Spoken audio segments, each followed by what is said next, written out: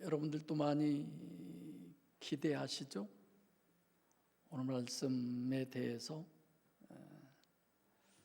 그런 분도 있는가 하면 아직 거기까지 미치지 못한 부분들도 없잖아 있으리라고 생각합니다.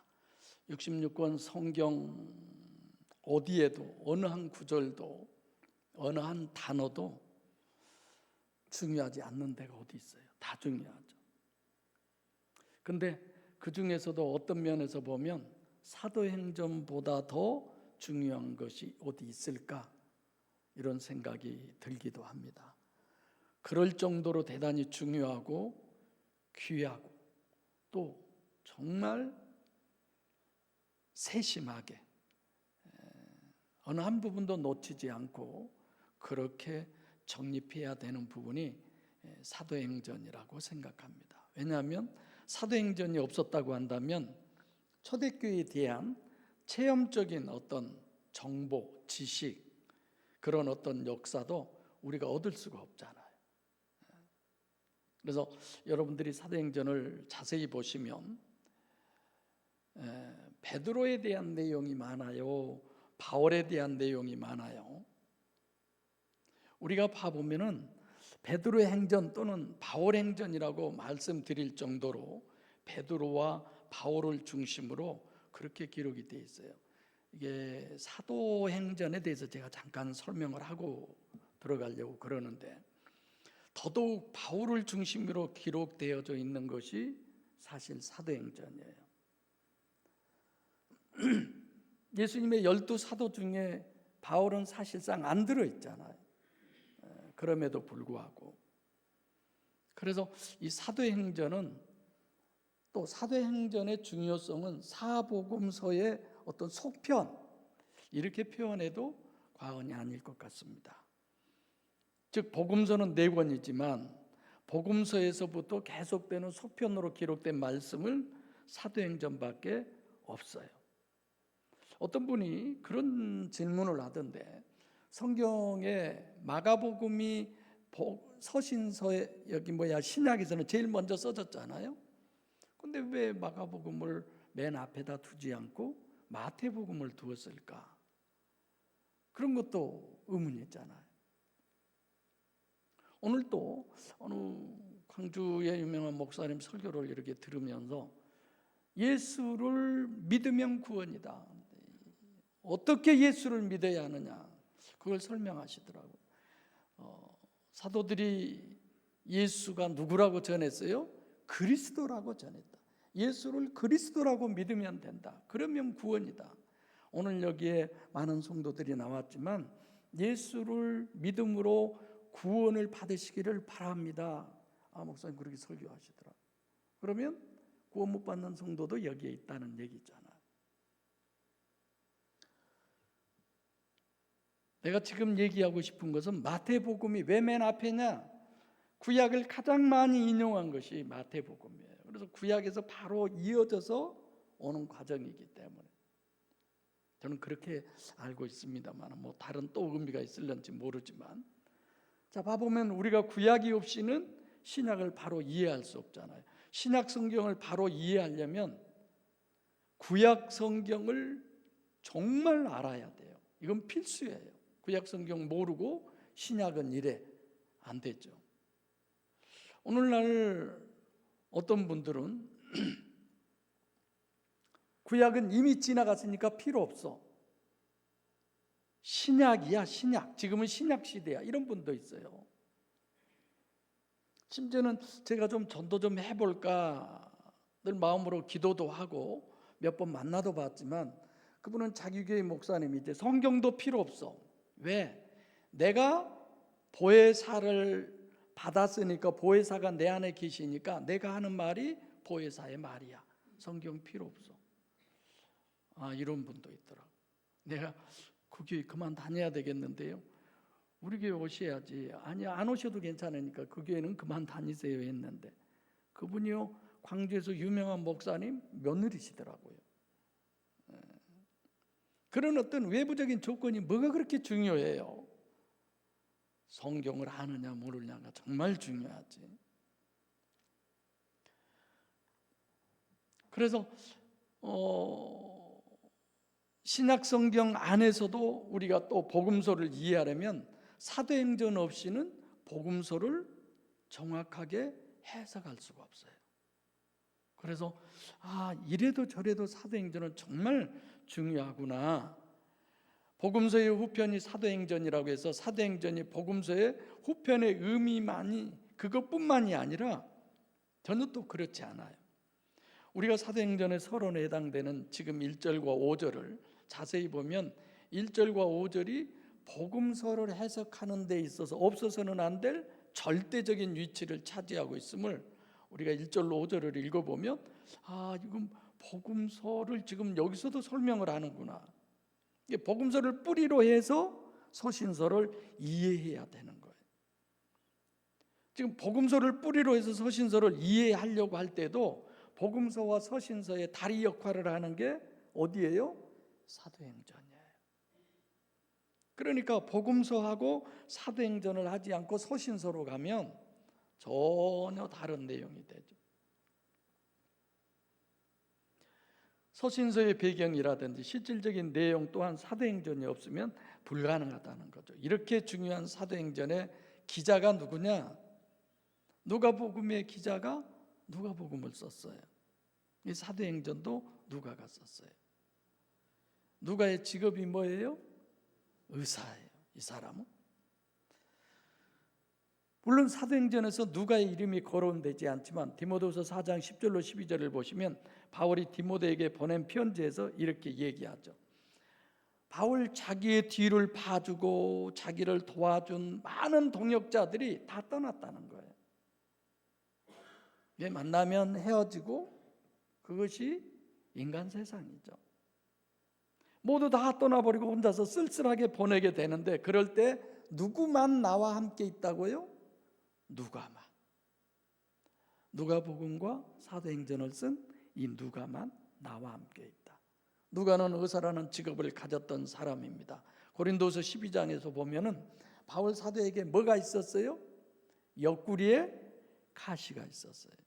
신학자들이 그렇게들 얘기합니다. 옆구리 가시라고 하는 건 질병인데 안질이라고 볼 수도 있고 또 하나는 간질병이라고도 볼 수 있어요. 하여튼 어느 병인지는 모르지만 늘 그 주치의가 따라다녀야 되는 그런 육체적 결함을 안고 있는 사람이 사도 바울이에요. 근데 그 바울이 기도하면 그림자만 지나가도 병이 나았잖아요. 그의 손수건만 만져도 병이 나았잖아요. 정녕 자기의 병은 안 났잖아요. 그래서 사도 바울은 늘 의사가 필요했던 사람입니다.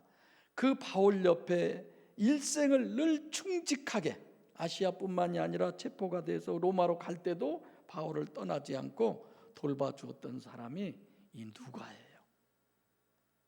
그래서 사도행전의 기록이 아주 정확하고 자세히 알 수 있다고 하는 많은 신학자들이 이렇게 말합니다. 11절에 1절에 오늘 본문 1절에 데오빌로요 라고 시작하는데 누가복음 1장 1절에는 데오빌로가 여기도 똑같이 등장인물이 같은 동일인이에요. 그러니까 사도행전은 누가복음의 속편이라고 말할 수 있는데 누가복음 1장 1절부터 사도행전 28장 31절까지가 사실 한 권이다 이렇게 봐도 뭐 그렇게 큰 문제는 되지 않을 거예요. 그런데 사도행전의 내용을 총괄적으로 보면 누가복음은 예수 그리스도의 공생애, 십자가, 죽음, 부활, 승천 이게 누가복음이에요. 사도행전에서는 그 승천한 기록이 반복되고 누가복음 24장 끝과 사도행전 1장이 겹쳐지는 내용을 볼 수 있습니다. 엄밀하게 얘기하면 사도행전의 본래 의미는 2장 그래도 2장이죠. 2장부터 봐야 옳지 않나 이런 생각을 해보죠. 왜냐하면 1장 8절에 오직 성령이 너희에게 임하시면 너희가 권능을 받고 예루살렘과 온 유대와 사마리아와 땅 끝까지 이르러 내 증인이 되리라 하시니라 이러죠. 그러니까 예루살렘으로부터 시작해서 스데반의 핍박, 순교, 그래서 그리스도인들이 흩어져서 사마리아로 점점 온 세계로 번져 나가죠. 소아시아, 마케도니아, 아가야 지방, 제가 11월 3일부터 이 지역에 가거든요. 사도 바울이 죄수의 몸으로 결국은 로마의 재판을 받으러 가게 되므로 결국 거기에도 뭐가 내려요? 복음의 뿌리가 내려요. 죽으러 가는 그곳에도. 그래서 스페인까지 계속. 그래서 사도행전은 이와 같이 사도 바울이 로마 감옥에 가서 2년을 지냈다는 것으로 끝이 나죠. 감옥에서 2년을 지냈다. 그 자체는 2년 후에 죽었다는 얘기가 아니라 2년 후에 하나님의 나라는 계속해서 확장되어 가는 것이기 때문에 사도행전은 마침이 아니라 하나님의 나라로 확장되어 가는 기록의 내용이 사도행전입니다. 그래서 강의 시간에 좀 더 얘기하겠지만 사도행전에 대해서, 그래서 사도행전의 총괄적이고 서론적인 개념을 생각하면서 1절부터 5절 말씀을 좀 구체적으로 한 절 한 절 우리가 생각을 해보도록 하겠습니다. 다 같이 1절 시작. 데오빌로여, 내가 먼저 쓴 글에는 물은 예수의 행하시며 가르치시기를 시작하심부터. 자, 잘 아시죠? 시작이 뭐부터예요? 데오빌로요. 누가복음은 누구예요? 데오빌로라고 하지 않아요. 각하라고 하는 단어가 들어가 있습니다. 그러니까 데오빌로요 하는 데서부터 사도행전의 성격을 우리는 생각해 볼 수 있죠. 누가복음 1장 1절에 데오빌로 각하 이렇게 나와 있어요. 사도행전 1장 1절에는 각하라는 말은 빼고 데오빌로라고 하는 이름만 들어가죠. 누가복음 1장의 데오빌로는 신앙이 있어 보여요? 없어 보여요? 없어 보여요. 신앙이 없는 사람으로 세상적으로 지위가 높은 사람이기 때문에 데오빌로 각하여라고 하는 존칭을 씁니다. 사도행전에 오면서는 각하라는 말이 없다는 것은 이제 뭐가 됐어요? 같은 신앙의 공동체 안에 형제가 된 거예요. 그러니까 우리는 거듭난 사람을 그리스도인이라고 말하고 형제라고 하는데 거기에는 지위가 필요가 없어요. 성령으로 거듭난 사람, 중생한 사람은 누가 됐든 형제입니다. 예수님도 사도들을 가리켜 너희가 내 누구라고 그래요? 친구라고까지 하잖아요. 그러니까 누가복음 1장 1절에서 누가가 데오빌로에게 편지를 썼을 때 그때는 데오빌로는 복음서를 통해서 예수를 만나야 할 사람, 이제 앞으로 누가복음 1장 1절에.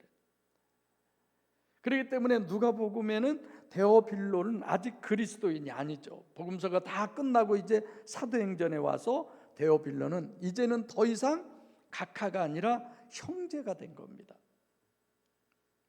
미국의 한 주는 우리나라보다 훨씬 더 큰 주도 있잖아요. 거기에 한국의 사위라고 하는 그 주지사 분이 계시잖아요. 그분 부인이 교회 권사님이죠. 우리처럼 이렇게 식사를 교회에서 하는데 그 권사님이 식사 당번이 됐는데 다른 권사님들이 오지 말고 그냥 가라고 해도 똑같이 부엌에 들어와서 하는 거 다 하고 음식 만들고 오히려 그렇게 존경스러워하게 되더라고요. 우리 그리스도인들은 예수를 믿으면 믿을수록 낮아지게 되고 오히려 섬기게 되고, 그 반대로 직분을 지위로 생각하는데 정말 거듭났다고 한다면 그 지위가 어떻든 간에 형제지, 목사도 마찬가지예요. 지위가 높은 거 아니잖아요. 제가 그런 얘기 한번 드린 적 있죠. 어느 교회 가서 집회를 하는데 식사 시간인데 목사님 교인들 다 앉아서, 근데 목사님 혼자 따로 앉아서 식사를 하시더라. 저게 넘어가나? 나는 속으로 그런 생각이 들어요. 나 같으면 안 넘어가겠어요. 불편해서. 근데 따로 그렇게 식사 대접을 하는 걸 보고 제가 여쭤봤어요. 아니 목사님 왜 그렇게 식사를 혼자 하세요? 우리하고 같이 먹으면 뭐. 근데 교인들하고 자기는 식사를 같이 하지 않는데요. 왜요? 권위가 떨어진대. 나 같으면 목욕탕도 같이 가는데 내가 목욕탕 같이 간다고 어떤 분에게 얘기했더니 그러면 절대로 안 된대요. 그게 그렇게 안 될 문제가 있나 싶은데, 그러죠. 더 아니까 섬기는 거고 굴림이 아니에요. 이와 같이 데오필로 카카에서 데오필로라고 하는 카카라고 하는 그게 떨어져 나가죠. 그만큼 이제 하나님의 은혜 안에서 신분으로 높고 낮음이 없어진 거죠. 2절 시작. 그의 택하신 사도들에게 성령으로 명하시고 승천하신 날까지의 일을 기록하였노라. 성령, 여기는 그냥 우리가 여기저기 다 보면 다 성령이라고만 나와 있지만 틀려요. 여기는 디아프니마토스 하기오스라고 하는 단어예요. 직역하면 성령을 통해서 말씀하셨다. 여러분들이 제 기도할 때마다, 목사님이 설교할 때마다 성령을 통해서 설교하게 해주세요 이러잖아요. 그러니까 어떤 소리가 들려도 성령을 통해서 했으니까 그냥 어때야 은혜가 될 것 같아? 골라 들어요? 새겨 그냥 들으시면 좋겠어요. 저도 그 기도하죠. 하나님이 제 심령 안에 오셔서 성령에 의해서 목회하는 그 목회자 샘플이 제가 되게 해주시고, 정말 우리 주사랑교회가 각자의 심령 안에 성령이 임재하셔서 성령에 의해서 신앙생활하는 그 센터가, 그 기준이, 중심이 저희 교회 되게 해주세요. 저 이거 정말 간절히 기도하고 있어요.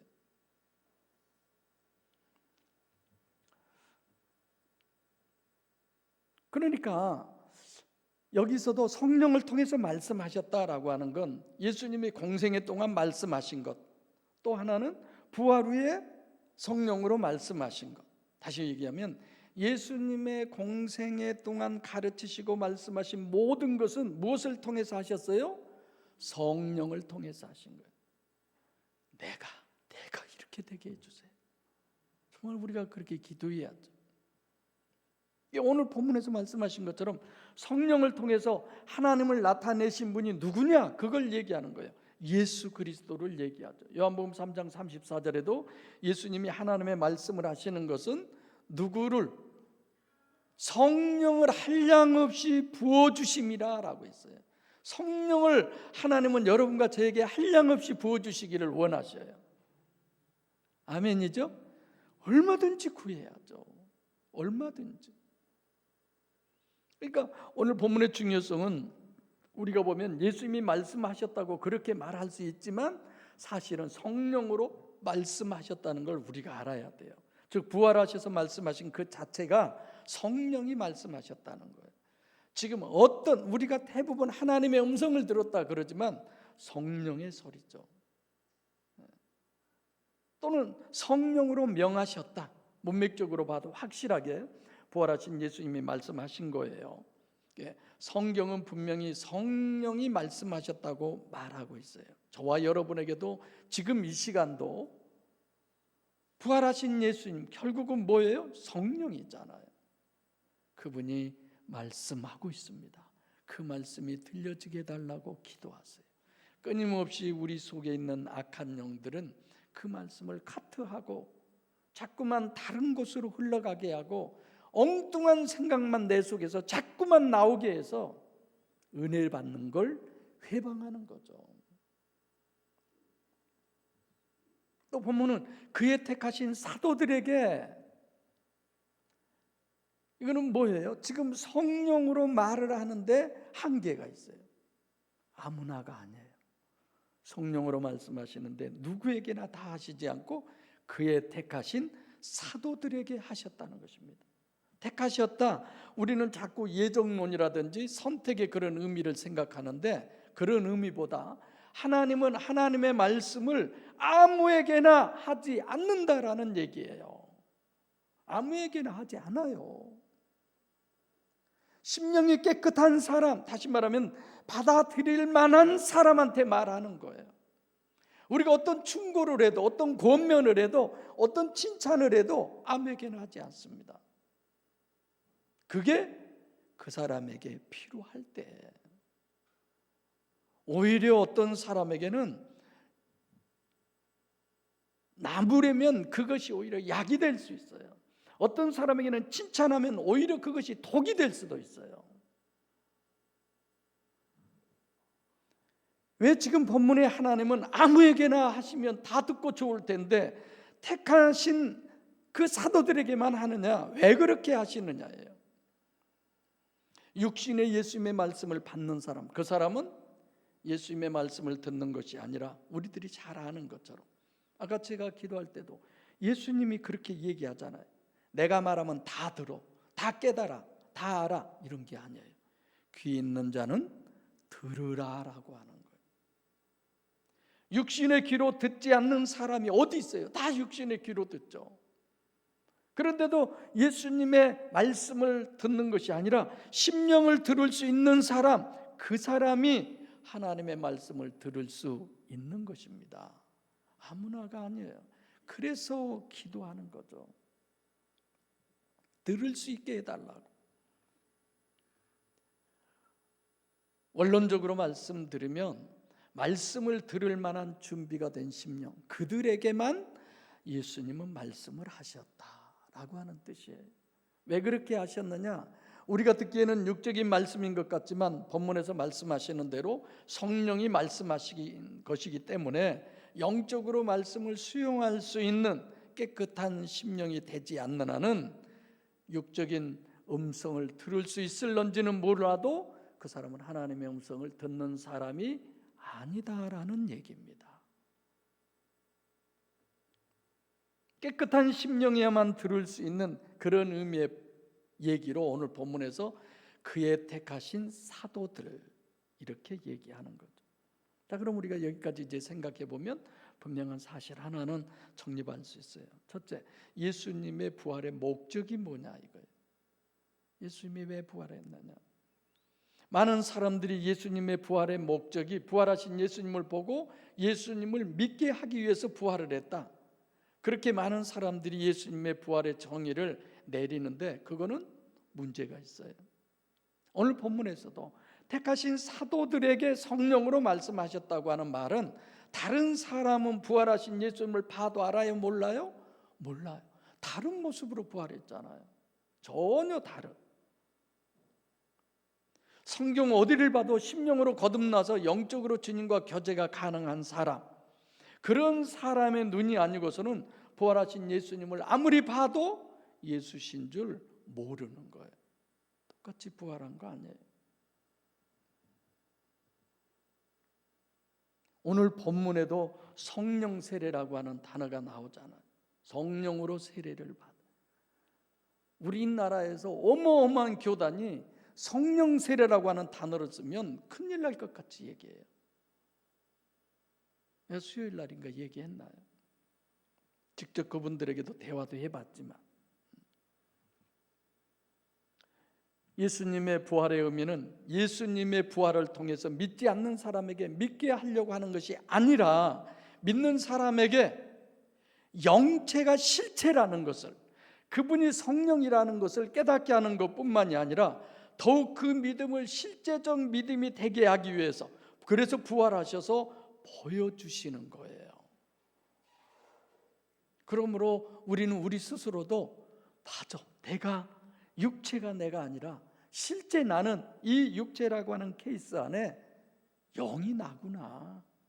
할렐루야. 그 영을 위해서 내가 살아야 되겠구나.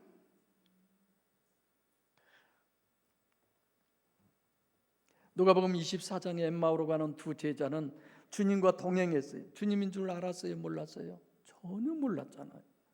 근데 떡을 뗀 후에 예수님이신 줄 알았어요. 저는 그 본문을 영성 세미나 때마다 지금 설교하면서도 그 떡 오늘 내 심령 속에 임하게 하여 주세요. 저 그러죠. 그 떡 오늘 내가 먹게 해 주세요. 엠마오로 가는 이 두 제자가 먹었던 그 떡이 들어가는 것처럼 부활하신 주님이 그들의 심령 안에 임재하는 그 은혜가 이 말씀을 전하는 이 시간 우리 모두에게 있게 하여 주세요. 기도하는 마음으로 이 말씀을 전하죠. 부활하신 예수님 자체가 성령이요 실체라는 것을 가장 잘 표현하고 있는 말씀 중에 이 본문이 하나예요. 그걸 보고 우리는 내 안에 받기를 원하는 거죠. 3절 다 같이 시작. 해 받으신 후에 또한 저희에게 확실한 많은 증거로 친히 사심을 나타내사 40일 동안 저희에게 보이시며 하나님 나라의 일을 말씀하시니라. 해 받으신 후, 해는 뭐예요? 십자가. 해 받은 다음은 뭐예요? 이제 부활이죠. 그렇죠? 그때 왜 부활이라고 하지 않고 해 받으신 후라고 이렇게 얘기하셨지? 우리 생각해 볼 수 있잖아요.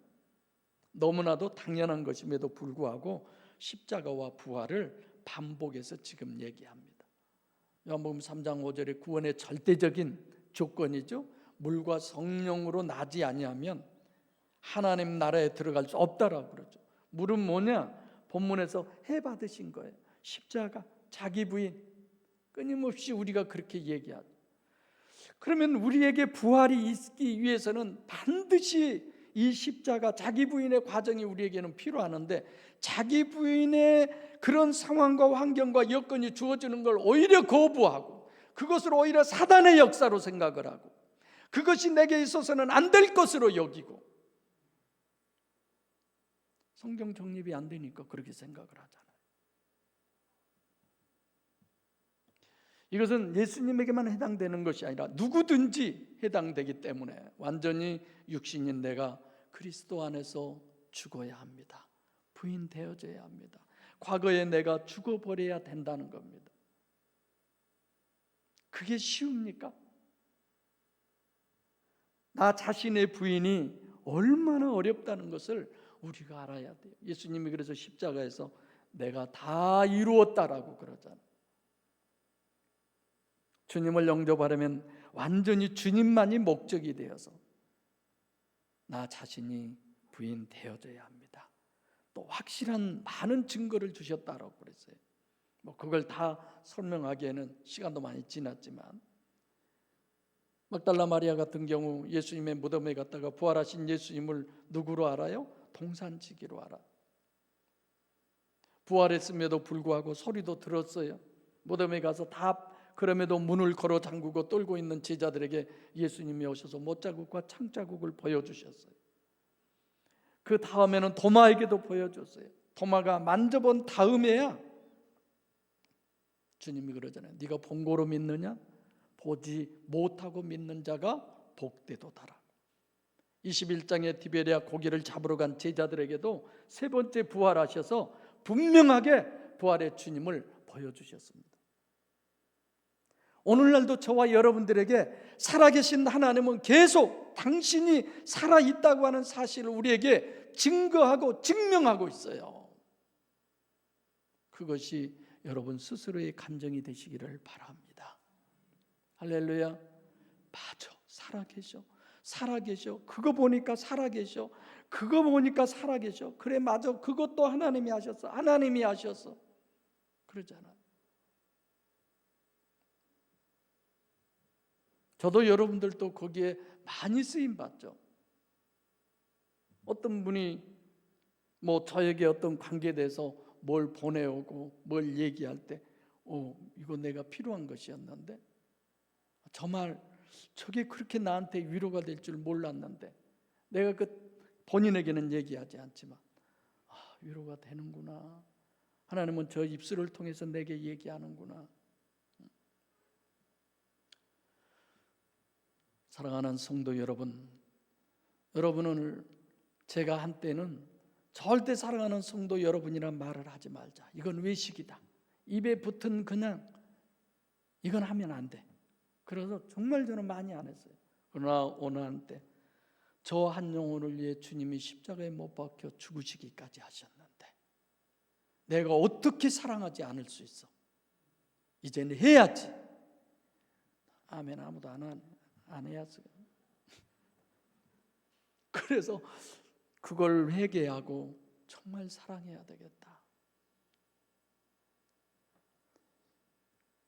바울 사도처럼 눈이라도 빼주려고 하는 그런 성도가 아니라 때로는 아주 태클을 걸고 그냥 때로는 그럴지라도 주님이 사랑하는 영혼인데 어떻게 내가 사랑 안 할 수 있어요?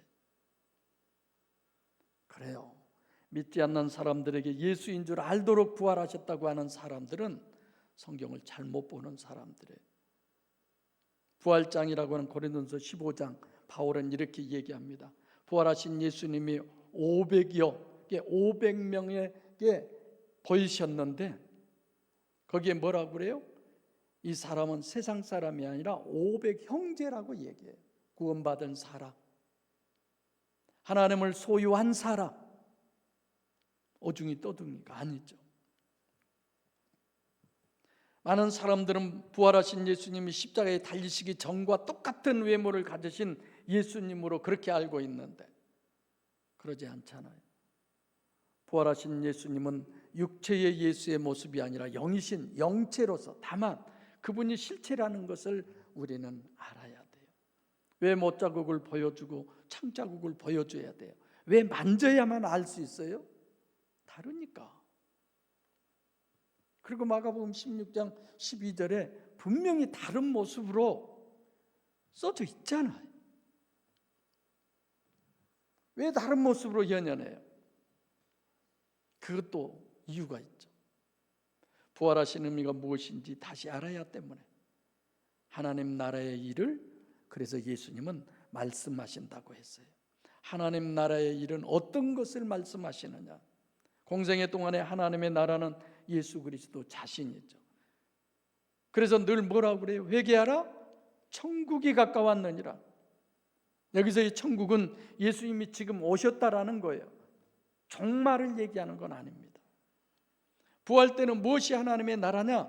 영체이신 예수 그리스도, 부활하신 예수님, 그분이 하나님의 나라예요.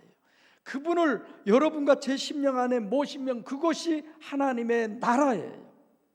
왜요? 그분이 통치하니까, 그분이 다스리니까. 이런 내 마음을 보니까 하나님이 다스리는 것이 아니구나, 이건 마귀가 다스리고 있구나. 우리는 그때 실망하고 낙심하고 좌절할 것이 아니라 뭘 해야 돼요? 기도해야죠. 하나님 내 안에 임재하셔서 하나님이 나를 다스리소요. 하나님이 나를 통치하세요. 하나님이 내 심령의 주인이 되어주세요. 이건 아니잖아요. 이렇게 하나님 앞에 서야 되는 거 아니에요? 그럼 사도행전 2장 이후에 하나님의 나라는 어디냐? 거듭난 그 심령이 하나님의 나라고 그 심령이 하나님을 소유했으면 거기가 하나님의 성전이 된 것입니다. 여러분과 제가 하나님의 성전이어야죠. 우리가 사람들을 많이 모아서, 저도 많이 갈등도 하고 유혹돼요. 전도지 찍어서 한 달 내내 서로 막 길에서 전도하고 보면 또 만나는 사람 있겠잖아요. 그래서 채우고 이걸 해야 되나 하면 되잖아요. 한 명이라도 만날 수 있잖아요. 왜 내가 안 해요? 하나님의 성전은 아무나가 아니니까. 여러분은 왜 예수님이 성육신을 하셨다고 생각합니까? 너무 많이 본문에서 나가지만 예수님의 길을 예비한 침례 요한이 이렇게 얘기하죠. 나는 너희로 회개케 하기 위하여 물로 침례를 주거니와 내 뒤에 오시는 이는 나보다 뭐가 많아서? 능력이 많아서 그의 신을 들기도 감당치 못하겠노라 라고 하면서 그는 성령과 불로 너에게 침례를 주실 것이요. 좀 물어볼까요? 어제 저녁에는 마지막 쭉 검토를 하면서 이거 한번 우리 성도들에게 물어봐야 쓰겠다. 예수님이 성령 침례 주신 적이 있어요, 없어요? 살아생전에 있어요, 없어요? 없어요. 부활하셔서도 성령으로 예수님이 침례 주신 적이 있어요, 없어요? 없어요. 오늘 본문 5절에는 요한은 물로 침례를 베풀었으나 너희는 몇 날이 못되어 성령으로 침례를 받을 것이다. 예수님의 성육신의 목적은 침례 요한을 통해서 사도행전 2장이라고 하는 사실을 우리가 알아야 돼요. 예수님의 길을 예비한 침례 요한이 성육신의 목적이죠. 성령으로 침례를 주시는 이것이 예수님의 목적이죠. 복음서를 아무리 봐도 성령 침례 주신 적이 없어요. 오늘 본문에 와서 성령으로 침례를 받으라는 것입니다. 지금 주는 것이 아니라. 뭘 얘기하느냐? 사도행전 2장 1절로 4절이죠. 하나님, 이 사도행전을 하면서 사실 이제 사도행전이냐 성령행전이라도 이것도 짚고 넘어가야 되지만, 정말 여기 사도행전에 와서 우리가 성령의 임재가 되게 해주세요. 기도하죠. 4절, 사도와 같이 모이사 저에게 분부하여 가라사대 예루살렘을 떠나지 말고 내게 들은 바 아버지의 약속하신 것을 기다리라. 예루살렘 떠나지 말라는 거예요. 이건 꼭 그 지역만 얘기합니까? 예루살렘 떠나면 성령이 그들에게 임하지 못할까요? 그럴까요? 공간적 개념으로 어떤 의미냐? 예루살렘이라고 하는 건 온 우주의 중심으로서 중심적 개념, 여러분들과 저에게 그 중심적 개념을 두고 얘기하는 거예요. 너희 중심이 성령 받을 준비가 돼 있는 그 중심이어야 된다. 성령께서 내 안에 들어오실 수 있도록 심령이 준비되어 있느냐, 내 중심의 가시적인 표현을 예루살렘으로 설명하는 것입니다. 오직 성령이 너희에게 임하시면 맨 먼저 어디예요? 예루살렘이라고 그러잖아요. 우리 심령 안에. 내게 들은 바, 이거는 뭐예요? 예수님의 모든 공생의 초점은 성령 침례를 얘기하는 거예요. 내가 뭘 얘기했느냐? 성령 받으라는 얘기를 했다. 물과 성령으로 나지 아니하면 철저한 조건을 얘기하는 거죠. 복음의 목적도 여기에 있습니다. 요한복음 20장 22절에 제자들이 다락방문을 잠그고 그 안에 있을 때 예수님이 처음 연연하셔서 샬롬 했죠. 너에게 평강이 있을지어다. 그리고 제일 먼저 하시는 말씀이 뭐예요? 숨을 내쉬며 다 같이 시작, 성령을 받으라. 예수님이 부활하신 것은 성령을 받게 하기 위함이에요. 모든 초점은 성령에 직결되어 있습니다. 얼마만큼 여러분과 제가 성령의 역사심 속에서 신앙생활을 하느냐 안 하느냐, 모든 것은 거기에 결부되어 있어요. 오늘 식사당번, 요즘은 제가 잘 안 내려가 보는데 오늘은 가봤어요. 밤 하나 먹고 왔지만 뭘 놔둔지 제대로 제가 떠들어보진 않았지만 그것까지도 하나님이 여러분과 저에게 먹이시는 거예요. 준 대로 먹어요. 준비해다 준 대로 감사하고 아멘하고 먹어요. 나는 교회 와서 먹는 밥이 제일 맛있어요. 정말 그러더라고요. 그리고 배도 빨리 꺼져요. 왜 그런지 소화가 잘 돼. 정말 감사하죠. 이런 말은 잘 안 해야 되지만 지난번에는 그 두부 반찬이 엄청 맛있었어요. 다른 것도 다 맛있어요. 어떤 때는 국물이 또 그렇게 맛있을 때가 있고 내 입맛대로죠. 어떤 걸 주어도 주님이 그것도 다 먹이고 주시는 거죠. 그것도 성령의 역사예요. 좀 그렇게 생각해. 여러분들 내가 식사 준비할 때도 서로 짜고 하지 말아라 이런 얘기 한 적도 있잖아요. 누가 국하고 누가 콩나물 하니까 나는 뭐라, 이런 것도 하지 말라고 내가 그러잖아요. 왜 그래요? 성령이 시킨 대로 좀 해오시라 하려고. 되도록이면 그 부분에 초점을 맞추고 싶어서 그래요. 우리가 서로 짜면 훨씬 더 좋잖아요. 근데 그거보다 하나님이 먹이신데 아버지의 약속하신 것, 4절에 아버지의 약속하신 것, 누가복음 24장에서도 말씀하시지만 아버지의 약속하신 것이 뭐예요? 보혜사잖아요. 영상이 난리가 아니네. 너무 센 성령 설교를 하니까 저게 감당이 안 되나 봐. 마지막 5절 시작. 요한은 물로 침례를 베풀었으나 너희는 몇 날이 못되어 성령으로 침례를 받으리라 하셨느니라. 아멘.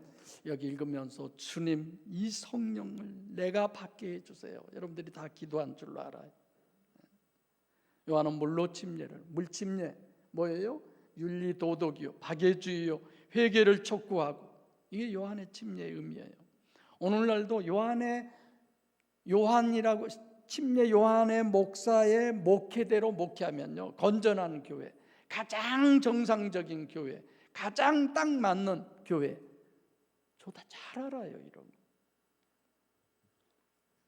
아볼로가 예수를 전하죠. 사도행전 18장에 에베소에 와서, 지방에 와서 예수를 아주 열심히 전하는데, 이 아볼로는 침례를 하는데 요한의 침례밖에 모른다고 그러잖아요.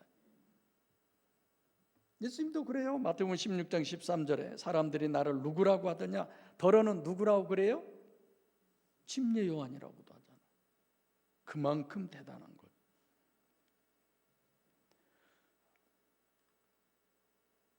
또한 이렇게 얘기하는 교회도 있어요. 예수를 믿는 교회는 많은데 행하는 교회가 없다. 행함이 너무 없다. 내가 보기에는요, 박애주의를 행하는 교회는 많은데 예수 믿는 교회가 없어요. 정말 없어요. 우리 교회는 정말 예수 믿는 교회가 되시기 바랍니다. 하나님이 인정하는, 예수님이 공생애 중에도 성령 침례를 준 적도 없고 부활에서도 주신 적이 없어요. 그게 사도행전 2장 1절부터가 성령 침례가 되어지는 거죠. 부활하신 예수님 자신이 2절에서 말씀하신 것처럼 성령이죠. 이런 것이 이제 다 믿어진다고 합시다. 그 다음에 한 단계를 높이시는데 그게 부활하신 예수님이에요. 부활하신 예수님은 실체예요, 아니에요? 살과 뼈가 분명히 있으시다고 그랬어요. 성령이 실체예요.